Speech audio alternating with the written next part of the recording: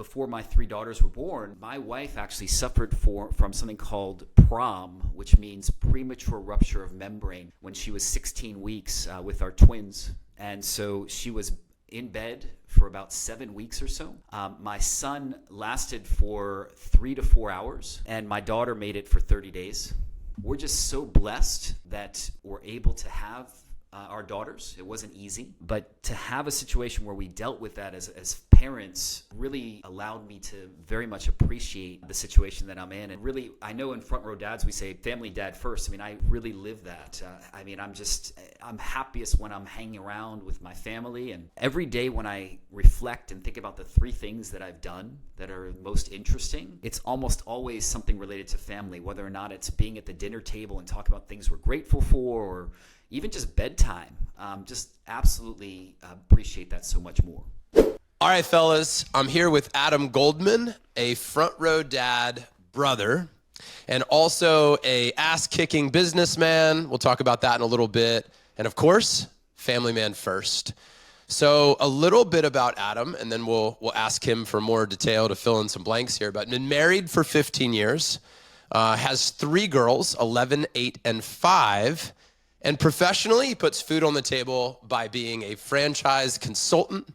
He is an experienced investor, a serial entrepreneur, a franchisee, and a master franchisor. Did I say that right, Adam? You did. And I want to know more about what the hell that even means. But dude, so no doubt we're going to talk about family today. We're going to talk about franchising, which I've got a lot of questions around. And at the end, we're going to do something fun that we just started doing on the show, which is Adam's best advice on 4 categories: fatherhood, marriage, money, and health. And we're going to end with that today. It's going to be a great show. Adam, thanks for making time and being with me, man. Thank you so much, John. So also, you're in Houston right now, right? I'm in Houston. Is that where you grew up? No, I grew up in the Northeast. Like I like to Philly area? I know you're from Philadelphia. I'm from northern New Jersey. Okay, so cool. I did grow up going to Mummers parades. Yeah. There you go, man. That's right. That's definitely a throwback to what was that for me, like early 2000s or something like that. I remember my first parade. Some people are like, what the hell are they even talking about? Look it up, Mummers Day Parade. Adam, let's talk about your growing up for a moment, because I think it's a way for people to get to know you and your heart. Let's talk about you as a kid and your relationship to your father, because we can learn a lot from this. So what was that like, man? Was it a good relationship? Was it challenging? I'm sure it was probably a little bit of both. But tell me about your relationship to your dad. So my dad was really I remember him being my soccer coach. And one of the things that he told me to do was always hustle. That was really big for him.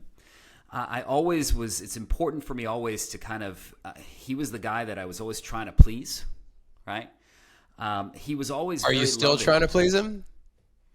I think so. I just moved him down to Houston from Cincinnati.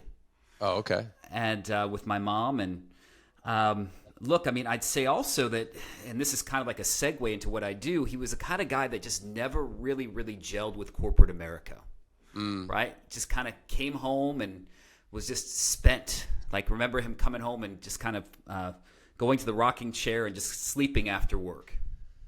Yeah, I get that, man. What do you think was the toughest part of your relationship with your dad growing up, the one that you want to avoid with your kids? And what was like the highlight of it that you try to replicate with your kids now? Probably I'd say one of the toughest things that I had with my dad was sometimes my dad had an issue with his temper, right? That was challenging for him. It didn't come from a hurtful place, just he got nervous, and we were the kind of family that was there 2 hours or 2.5 hours before any flight. That was hard on us as a family. Because it was like anxiety? Yes, was a lot anxiety, of anxiety. Very anxious guy. Yeah. Yes. From the thing that I want to replicate from him is he's just a really loving guy. And I really want to be there and be loving and just involved. And I'll never forget in Austin, when I did my first triathlon, I have images of him being on top of the river on the bridge, in Town Lake yelling, "That's my son." And that was really, really a Nice. great thing for me to have him with a T-shirt, "Go Adam, go." Dude, I love that. That's really cool. And I was going to ask you how he showed love, but that's a great example of it. Would that be kind of representative of how he showed love throughout life? Or was there another way that, how did you know you were loved? So many different ways. Things such as when I had a job at a local rackets club in high school, and my dad would go ahead and go to Scarpolini's Italian restaurant and go ahead and get that for me as just something to eat, or just kind of delivering things, more actions than anything else. Yeah. Yeah, the fastest way to Adam's heart through his stomach. It's funny. I'm thinking about my son, and some of the most epic moments we've had is probably over shared meals. He loves to have great food. So cool. Tiger, I'm talking about. He just loves good food, and if I want to connect with him, find an amazing restaurant. He'll appreciate it too. It doesn't get past him. Let's talk about your family now too, Adam. And, tell us a little bit about what life is like for you these days. Feel free to take this anywhere you want, but what I'd love to get to is, again, as we talk about in Front Row Dads, it's usually the highest of highs and the lowest of lows. So I want to talk about in your family life, what are you really proud of right now? And you're familiar with how we do things around here. It's like, this is your win, and, you're bragging moment, right? Like share openly with us what's going great, because we can learn from that. But I'd also love to know, as a family man, what's really kicked your ass, what's challenged you, brought you to your knees, and what have you learned from that? Which order do you want me to go in? Let's go win first. Okay, sounds good. I think that I feel most happy as a dad when we're on road trips. That's kind of our thing. Especially during the pandemic and a little bit after the pandemic, when the daughters were a little bit younger, it was a lot easier. We had more time. We actually went all the way to Quebec and back from Texas last year. And that was 21 or 28 days in our minivan, and just kind of going to all these different places and bonding as a family, going to, frankly, a country where they speak a different language. Quebec is a French-speaking place, right? That was might as well have gone to France. Exactly. It's just fascinating for kids. I mean, just had an amazing time bonding with them, seeing them in different moments, and just almost like you're going on 4 or 5 or 6 different trips in one, where you go from place to place, whether it's Williamsburg or some sort of secluded lake, and kind of seeing what you're like as a family in that situation. What I would say is that the situation that I remember as a family that was a very trying time for us is that before my 3 daughters were born, my wife actually suffered from something called PROM, which means premature rupture of membrane, when she was 16 weeks with our twins. And so she was in bed for about 7 weeks or so. My son lasted for 3 to 4 hours. And my daughter made it for 30 days. And so we're just so blessed that we were able to have our daughters. It wasn't easy. But to have a situation where we dealt with that as parents really allowed me to very much appreciate the situation that I'm in. And really, I know in Front Row Dads, we say family dad first. I mean, I really live that. I'm happiest when I'm hanging around with my family. And every day when I reflect and think about the 3 things that I've done that are most interesting, it's almost always something related to family, whether or not it's being at the dinner table and talk about things we're grateful for, or even just bedtime. Just absolutely appreciate that so much more. Yeah, this is a tragic loss.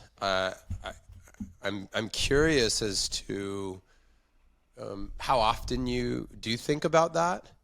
I'm curious also how you got through that in the darkest moment. What was it? What did you say to yourself? What did others say to you? How important was community in that time of your life? And I know a lot of men, it may not be that exact challenge and struggle and tragedy, but there's no doubt that in a community as large as this one, that there's lots of different types of struggles. And I'm always interested in how people navigate that terrain. So look, my daughter died in October of 2010. And so we just we wanted to have a successful pregnancy. So literally, my daughter Amelia was born within a year of her passing away, which was great. We were just we're in a situation where we knew that we wanted to have a family, and we just started trying again, and that was powerful. I don't think about it very much. It's not like I'm trying to erase it from my memory. It's there every once in a while, I would say, but it's kind of in the back. Whenever I try and not be grateful about something, say, oh my gosh, I mean, you have the life here. This wasn't always this way. When it came to community, we're just very blessed with having a lot of family and friends. Yeah, that's so cool.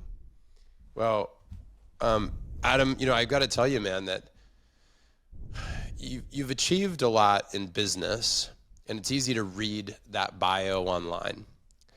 But if you really want to get to know somebody, you really want to feel like they're your brother, I think you do need to understand their life and the milestones, but the difficult ones and joyful ones along the way. And I appreciate you sharing that, man, because it definitely helps me feel closer to you, to know what you've been through. And I think it's interesting how I trust people more when I know they've had some dark days. And for whatever reason, that as humans, that allows us to see somebody, past the what's presented oftentimes in like this day-to-day interaction with people. I suppose it's just a window into their heart. So thanks for opening up, man, is my point. I appreciate that. Let's talk a little bit about life in total for you. So outside of the family, let's look at your day-to-day real quick, because I want to lead to this franchising thing. And can you just take me into your world for a moment and tell me, like, what does a week look like for you right now? Just give me like time blocks. I'm just so curious as to what a investor, franchisee, and master franchisor, how does he actually spend his time? So great question. It's look, these days a lot of it's on Zoom, right? Not necessarily so glamorous, right? So to give you some idea, my main role now is to be a franchise coach and consultant, right? Meaning having people that are potentially interested in the franchising world and kind of guiding them through that path.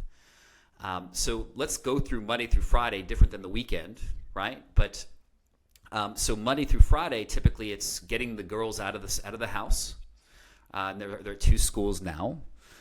And then after dropping them off at school, going to the office and look, trying to get more sleep in, just like everyone else. So sometimes I might do an exercise in the morning, but sometimes it might be meditation as well. But after dropping them off. Did you just say that you consider meditation sleep? No. I did after sleep. Excuse me. After sleep. Sometimes I need to get my sleep in, so I meditate. Exactly. No, meditating instead of sleep. We call that a nap, Adam. Exactly. That's right. But just, so the point is, get to work it. And literally, since the pandemic, I've frankly been 3 times as busy as before the pandemic. Just so many people are interested in becoming their own boss.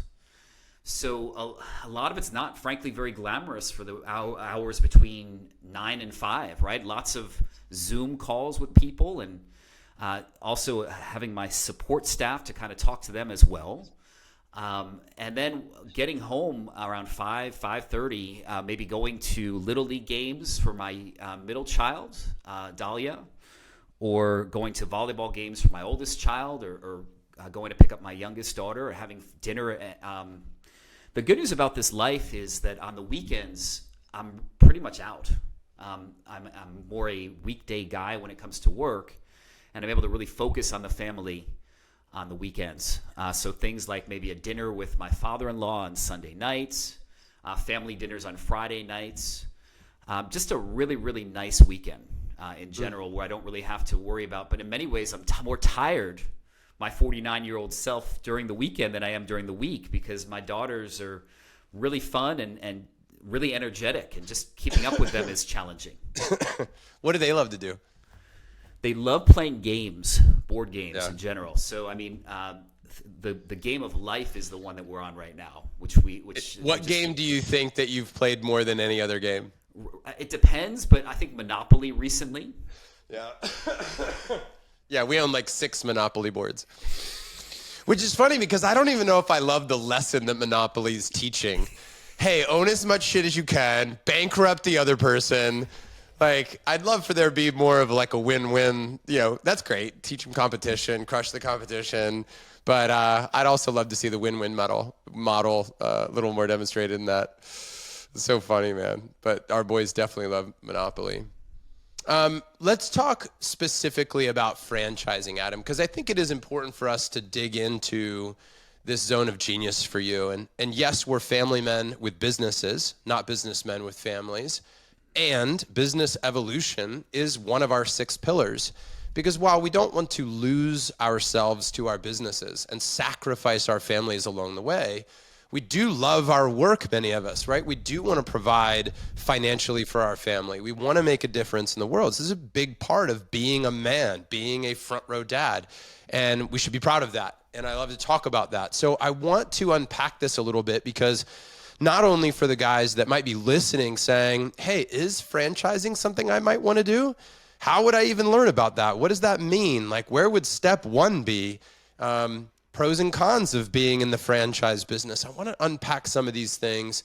And I know we have some guys in the group, by the way, that are like real, heavy hitters in the franchising space as well.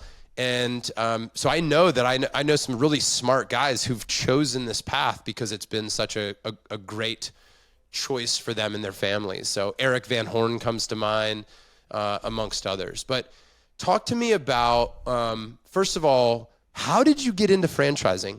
Where was your first step into this business? That's a really interesting story. So I have a very close friend named Simon. Simon and I lived in Eastern Europe together. I lived in Poland and Hungary for 7 years. And that's something I didn't know. Yes, one of my closest friends. And why? Why was I in Poland and Hungary? Yeah. So graduated from school in 1996 and had an internship. Just went there. I studied abroad. Oh, that's cool. And saw that I really enjoyed Eastern Europe. It was going through so many interesting changes after the wall fell. Yeah. And just kind of decided, wait a second here, I think this would be a cool place to kind of hang out after school and to have an internship. And had that internship in 96 and pretty much didn't leave for 7 years. I did take a 2-year break to get my MBA. That's cool. No, you speak the language? I used to speak it a lot better. Yeah, all right. You still got a little bit. A little bit. Cool. Better Polish than Hungarian. Sorry to derail you. I had to fill in some blanks there. That's right. So look, I mean, what I would say is that just hang out with my friend Simon, and I was just thinking about what was next. I was doing a lot of real estate investing after 2008, and that was kind of drying up. And he's like, hey, you should really talk to my friend. And so I didn't really know much about franchising. And he's like, yeah. And so she gave me these 3 options. And this one that really resonated was an office cleaning master franchise. So for 8.5 years, I cleaned toilets for a living. Tell me more. So look, I mean, she gave me these 3 options. And I just really clicked with the founder of this company. He went to Berkeley as well. The name of the company is, it's Vanguard Cleaning. That's the name of this company. And the whole Houston region was available. The business model is fascinating too. It's the kind of thing where what I did is I was trying to find different buildings to clean. We're talking about office buildings or 24-hour emergency centers or things of that sort, or office warehouses, and also finding people that wanted to become entrepreneurs to clean those buildings, kind of like a matchmaker between those two. And a really interesting business model. And did that for a while, and it was a great opportunity, a great situation. It's just a situation where, frankly, I kind of stumbled into this role as someone that is a coach and consultant, where I have 230 pre-screened franchise brands in 75 different industries. My service is free for people that are looking for different franchises or thinking about it. And it's the franchise brand that actually pays me a commission if I make a successful match. And my whole day is, frankly, I'm talking to people, getting to know them really well, and really trying to make that great match for them. And really making a big So let me difference in repeat people's this lives. back for a minute. So you've got all these franchise businesses that they're the ones paying you if Yep. you bring them a qualified investor. Exactly. Or Yeah. owner. Exactly. And they decide to purchase the brand. That's correct. And how do you vet the people that come to you? So somebody's like, all right, Adam, I want to get into the franchising business. How do you decide if they're a good fit for a conversation? Because obviously you can't handle every person who just wants to like get the basics around franchising. Well, the number one thing, John, is they actually have to afford it, right? So that's one way. It's also based on whether or not You have to qualify their income. Are they like an accredited investor type of person? No, it's actually kind of fascinating. People think franchising, and the first thing I think is McDonald's, right? Or $1 million plus investment. I have really interesting things in my portfolio, all in, that are $100,000, $150,000, right? Right. Where you can potentially put in 30 or 40,000 of your own money and get the rest with SBA loans. Interesting. It's that's one of the big misconceptions of my industry. The other one is that people think franchising and they think food, right? And I have 75 industries. What I would tell you is this, that the other ways to kind of qualify is not everyone is built to be a franchisee. And I'm open with people to tell them that if I don't think they're a fit, I'll let them know. I mean, if you're a kind of person that doesn't want to follow other people's rules, where if you're McDonald's and you don't want to have the golden arches, right, or you want to sell gyros instead of hamburgers, you're probably not a good fit. Wait a minute, gyros or heroes? Gyros, excuse me. It's like my ongoing debate with my wife, Tatiana. Yeah, good point. So does that basically eliminate every entrepreneur who, loves to break the rules? Most of the people that invest in franchises are people that are in corporate America, right? That are looking for a change, but probably don't necessarily have they're not ready to go out totally on their own. And I think of franchising as kind of starting a business with training wheels. That's cool. I like that. I never thought about it from that perspective, but that's really cool.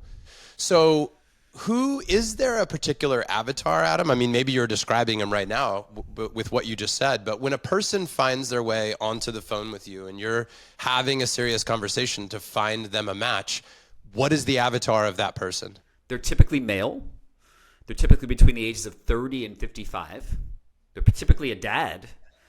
The reason why they invest is because something's going on in their life, right? Maybe I've spoke to someone recently, and literally a situation where just really horrific job situations, like, I don't know, like I can't stand my boss, or whatever that might be, just some sort of thing happening in their life. Or I work in the energy industry, and 3 out of 4 weeks I can't see my family, and I want to be with them more often. Not any one overarching theme, but some sort of reason that they want to make a change in their life. And they're trying to create a passive income stream so that maybe they can eventually take the leap? So that's another interesting thing about the franchising world, because there's no such thing in franchising that's totally passive. I don't care what anyone says. But we do in almost anything, yeah. We do have things called semi-absentee, which is a way of the franchising industry saying, look, you can have your day job, but you're probably going to be spending 5, 10, 20 hours per week on this side gig until you get it up and running. Yeah. And I find that when there's husbands and wives that are in franchises together, the chance of success is higher. And so your thought would be, I'm just trying to put some basics together for people to like raise their hand and say, this is either good for me or not good for me. But somebody might have 100 grand, or sorry, you said even like 30 or 40 grand and getting the rest through SBA loans. Yep. So maybe they have a minimum of 30 or 40 grand to invest, and they would need a little time because when they invest in a franchise, they're going to have to put some effort into it in the beginning, whether that's 5 to 20 hours a week, depending on the franchise. Is that correct? That's perfectly correct. And we don't forget 401k. A lot of people don't realize that instead of investing in the NASDAQ or Amazon stock, they can invest in themselves without penalty. That's another avenue to invest in franchises. Tell me more about that. So something called a rollover or ROBS program. And the way that works is that you have all this money in your retirement account, and it's your money, right? Even if it's through a company. And the way it works is that instead of investing in stock, right, you can actually invest in the shares of your own company and bet on yourself. Oh, cool. So I've had situations where people, especially like before the last year's crash of the NASDAQ, they took the money out, would have lost a ton of money, invested in their company, and it went really, really well, right? So that's another avenue to invest in franchises as well that a lot of people don't know about. That's fascinating. Do you? Here's a random question maybe, but it just hit me about you pitching franchises to people. Is how much do you have to know about that person to pitch the franchise to make the match, and how much do you go in saying, you bring your own bias because like you're into this particular thing, you're really into health, you want to see it go, it's a good deal, and you tend to lean more on like encouraging people to pursue a certain path. How do you balance those two? That's such a great question because look, I mean, just like any drug dealer, you're not supposed to get high on your supply, right? Like I have certain things that I absolutely love, right? I've fallen in love with brands, and look, I'm bringing my 13 plus years in this industry into what I do, right? So I do have bias. Like I know which people I trust, which people have like a great reputation in general. And I think that's part of my value with people, right? And in fact, I think that is my value. It's about what I think is the best thing, right? And that's right. What I'm trying to convey. I'm trying to make the best match at the time with the data that I have. And is that really understanding the person's financial situation, how many hours they want to put in, their personality, and like how that meshes with what's needed in that business? Like what are the things then from the investor side that you consider when making the match? Cultural fit is most important, actually, believe it or not, right? So cultural fit. Yes. What do you mean by that? So look, I have certain franchises, right, that are just kind of have this rah-rah attitude. They're looking for people that have really good sales skills, right?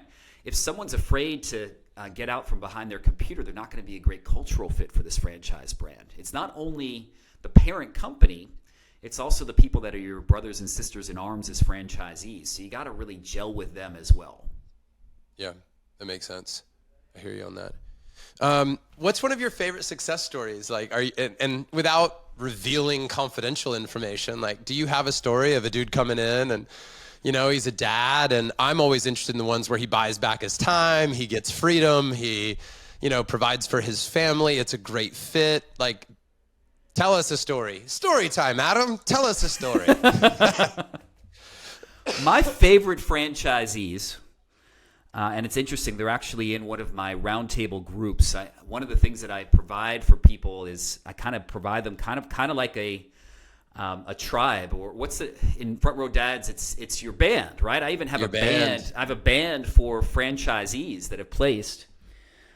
He always wanted to start a business, just never got around to it. Kind of got caught up in corporate America. Just had this itch, right?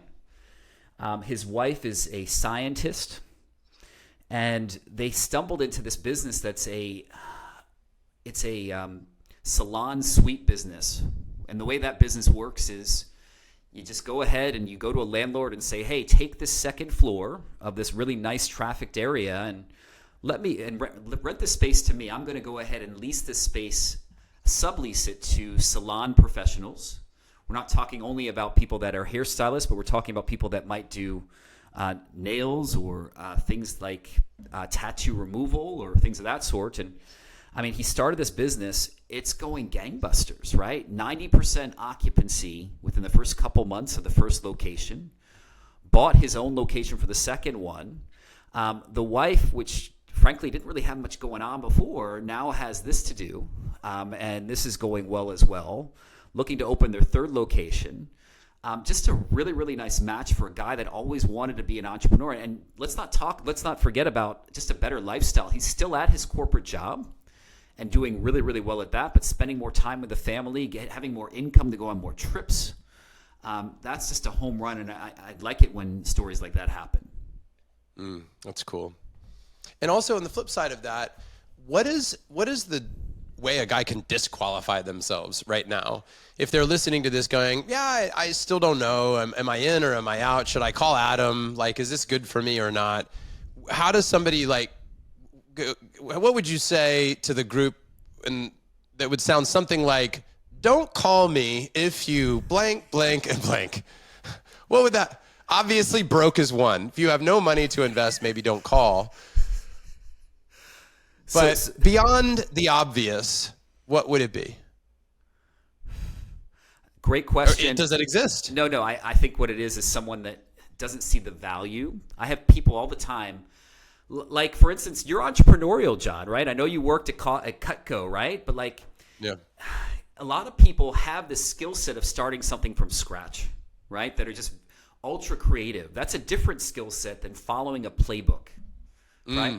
Dude, do you look at, is part of your process like disc profiles or a Colby or anything like that? Not as much that. Some people do stuff like that, but mine's pretty much based on feel, right? And really getting to know people very, very well. And every once in a while, I would think that would be so powerful for you. I just did the Colby, by the way, because one of our members, Justin, was like, what's your Colby? I'm like, I'm not sure. And I realized I did take it like 2 years ago, but I never looked at the score. And I told him my score, I'm a 2295. And really what that means, by the way, the number that was so telling, and my 9 means I'm a quick starter. And my strengths profile says I'm an idea man. But when you look at how well I follow the plan or follow through, it's terrible, which is why I need integrators in my life, which is why the Front Row Dad staff is so important, because I might come with all these ideas, but I need people that will execute on them and follow through, because if it's left up to me, it's not going to work. I'm the same way. And look, some franchise brands will do this for people to kind of see if they fit their profile of an ideal franchise or not. I certainly have that as well. Look, but it's more feel, right? Like an AI can't tell you, my industry is always changing, like every week. Right. Like what's new in my portfolio. McDonald's goes well, or Crumble Cookie sells out in Houston. I can't sell Crumble anymore. And then so I need to really be on to that next new thing, right? And so getting more information from validation from existing franchisees, I really need to be on top of my game and kind of have an idea, connect the dots. Oh my gosh, they'd be good because of X. They said something related to children, or this is the kind of business that works really well for semi-absentee, and it's validating very well. So, dude, speaking of things that work, what 2 or 3 franchises in the last 2 or 3 years have exploded? Which ones are killing it? Because when I think of like franchises that just killed it, I immediately go to Orange Theory. And that felt like, at least from the people I knew that were buying Orange Theory franchises, like that thing went crazy. Is that, what would you say? What in the last couple years have been some of the biggest success stories in the franchise space? Such a great question. So what I would say is this, that just because something's doing well, or you've heard about it a lot, like Crumble Cookie or Chick-fil-A, that doesn't necessarily mean that that's the most exciting and best franchise for you. In fact, sometimes that's probably the opposite. With my placements, I would say that the things that have become more glamorous are things that were unglamorous businesses, right? So, for instance, I had this mental health franchise that just did amazing, that I am absolutely in love with. But like all these dirty service brands, like home service brands, like things such as window coverings at a house, or renovation of houses, or water restoration when there's a flood or water event. Those are kind of things that are really doing very well in my industry now. That's cool. Hey, I watched a documentary some time ago about Mark Wahlberg, and like he was coming out with a franchise. What was his fitness, his gym? Was it like F5 or do you remember? F45? Yeah, is that what it is? Yeah, F45, his gyms that he was an investor in and helped launch. How are they doing? I don't know much about that brand. Okay, that's not one of the ones that has recruited you to No, coach on that no. one. Okay, got it. I forgot that it's select ones that you work with. And where do you go to learn, Adam? Like, what's your study program look like for you? How are you staying up to speed on the latest businesses and which ones you want to work with? Like, how do you approach that over the course of a week? So is there a podcast you listen to, or there like where's the insider secrets there? So every 6 months, I host a private event like Shark Tank, where I have all 200 brands come to me and tell me why I should be pitching theirs and not their competitors. Dude, that's cool. Was that your idea? Not my idea. That's pretty awesome, man. I like that. So I'm really able to find out a lot about what's going on in the industry and why something's a good fit and something's not. What have I not asked you, Adam, that I should have asked about franchising that everybody out there is going, Roman, ask this question for crying out loud? What's the question I'm missing? I think the question about franchising is why should someone do that as opposed to what's the benefit of it, right? Because frankly, I think you haven't really asked about the con. And frankly, the con is that you're going to be paying money in the form of royalty payments and franchise fees, right? And those can be expensive. But the question is, how much money do you have in your pocket at the end? And I think the more important question is, if I started this business on my own, would I have as much success? And people tend to underestimate how difficult it is to start a business on your own. The amount of money you save in not kowtowing to local competitors or just making mistakes or making wrong hires is, in my opinion, for the right franchise brand, you can recoup your investment very quickly by avoiding those mistakes. Not necessarily what you've done, but what you've avoided doing by going through the franchise route. Did you say kowtowing? What is that? I don't even know what that means. What is kowtow? Yielding to the will of. Okay, got it. Tell me when you said the cons, the royalty payments, the franchising fees, can you give a specific example, a model, if you will, of like, hey, it might look like this, John, without revealing things you shouldn't reveal, of course, just telling me, look, here's what it might look like. Somebody comes in, give a path of like 2 years to 3 years, their path to freedom, their path to, if they do what they need to do and they work for, so you go, look, John, if they invest $50K, they'll come in, they'll put 20 hours a week in for the first year, they'll build their systems, they will probably break even on year 1, year 2, they might put 30,000 in the bank. Like if somebody's like, talk to me about numbers, give me real numbers, not hypotheticals. And so, I guess they are kind of hypotheticals, but tell me like a real example, real average. So look, I'm not even going to go there. What I want to say is this, that the people that do the best job of doing their due diligence are ones that talk to existing franchisees, right? Let's say you're in Austin. Talk to a guy in Dallas, right, and see what they have to say, someone that's doing it for a couple years, and see what they talk about their path, because they're not selling you on the franchise. Is that because it just varies so much from franchise to franchise? Yes, There's just no way to answer it as a blanket statement. And frankly, John, a lot of it is related to how good they are as a franchisee, right? I mean, you can be in the most amazing franchise in the world, but if you're not showing up and you're doing a poor job of managing it, you're not going to be successful. Yeah. So if a guy wants to reach out and talk with you, what does the process look like? They go from, all right, I'm interested. After hearing all this stuff, I'm interested in this. Where do they go next? What do they do? They get on my calendar. We have a very quick initial chat. They fill out a survey. We have a more in-depth conversation. I write this 2-page letter or model about what I think is the ideal franchise, how many employees, how involved the business they're going to be or not, and then I go ahead and see which 3 are the best fit for them in their home market. And as I mentioned, it's totally free. It's wild, man. Adam, I never really understood what you did, but now I do, and it's really cool to know that. I think that's really awesome. I could see something in Front Row Dads, by the way, that's like where do I put my money, or how do I buy back my time, or what are the various forms of investing? And then we list resources on there where guys can invest, and we share it within the group. And like I could see listing you on there with, a link for the guys to be able to get connected to you if they want to learn about this, because I just wonder how many guys in the group would be like, this has always fascinated me. I've always had questions here, and I had no idea that Adam did this. I mean, obviously now after having you on the podcast, more people will know, but it's really interesting. It's really interesting to build the bridges between people's needs and wants and men in the group that have the resources to help them move forward. It's really cool. Yeah. Hey, going back to family for a minute, how has this business for you made you a better dad? How has it helped other people be a better dad? Because if the whole goal is to be a better family man at the end of the day, then link that for me, or tell me how it matters, how it supports. Well, financially, it's been a great industry for me. Number one, I've been able to take care of my family. But even more important is it's given me freedom, right? Freedom of time. I'll never forget on the trip last year, we're at Busch Gardens in Virginia, and I had to get on the phone, but I was able to do that from the parking lot when Dory was at the amusement park with the girls. So just being able to go on these trips and to have this freedom of time is just amazing. Going to softball games or volleyball games or just being there is just awesome. Yeah, that's cool. Adam, 4 questions.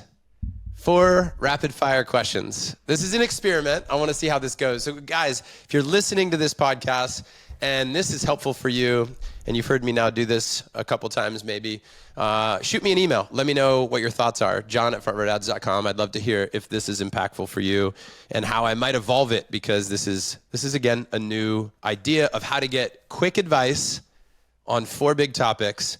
So gut reaction, Adam, gut reaction. What was the best advice you've ever received on fatherhood that you've felt has turned out to be true? So maybe a buddy told you, you read it in a book, you saw it in a movie, whatever. Advice or wisdom that you heard that now that you've been a father, you're like, that's true for you. On fatherhood, go. So for sure, the family board meeting has been crazy impactful in my family. For those that don't know this, that's about spending 4 hours of time with each child where they choose what you do for those 4 hours. And I got that through Front Row Dads. So that's been so impactful and made a huge difference. Shout out to Jim Shields, who wrote that book, The Family Board Meeting. Great friend, and has had a big impact on our community. So we love Jim. How about best advice on marriage that has turned out to be true for you? I think date nights, right? Just spending quality time with each other. We're so blessed now that our 11-year-old can kind of take care of the family. So we have an automatic babysitter right now. So things such as going to theater or going to a nice restaurant, that's been wonderful. Mm-hmm. And how about on money? Best advice you've ever received on money? I'm going to sound cheap here, but there's a book called The Only Investment Guide You'll Ever Need. I don't remember the name, but it's like this book where they talk about their $2 saved is $1 earned or something like that. It's like kind of like a manifesto for people that are frugal. And I like to consider myself being frugal, and I think that's really, really a good place to be from a financial point of view. Just be frugal. But there's a book out. I need to look it up. I think Andrew Tobias wrote it, and I read it a long time ago, and he just focuses on just being as frugal as possible. If you do splurge, what do you splurge on? Trips, experiences. Yeah, experiences. Yeah. Yeah, man. After going to Europe for 3 weeks this summer, I was like, that was the biggest splurge I've ever had on travel. But dude, the memories, I'll tell you, the memories were amazing. All right, man. On health, the last one, best advice on health that turned out to be true. I love the Oura Ring. I have it right here. That for me, just kind of gamifying or just being able to measure things such as your readiness, your sleep, It's really changed my habits. And I think a solid second, too, is limiting alcohol before sleep. I think that's been really big as well. Yeah, but going heavy in the morning. That's right. Well, if you're going to go, do it before you go to sleep. Limit alcohol at night, go heavy in the morning. Exactly, but like just within a few hours before you go to sleep. That's so funny. That's a big deal. Adam, I want to thank you, man, for being on the show today. Appreciate you sharing your wisdom, your experience in the franchising space, opening up about your family, the struggles that you've encountered. And I just really appreciate you, man, and I want to thank you. And guys, we'll link to all of Adam's resources in the show notes at frontrowdads.com if you want more information on Adam's franchising consultation. But you can also check out franchisecoach.net, franchisecoach.net. Again, Adam, thank you for being our guest, brother, and hopefully we'll talk again soon.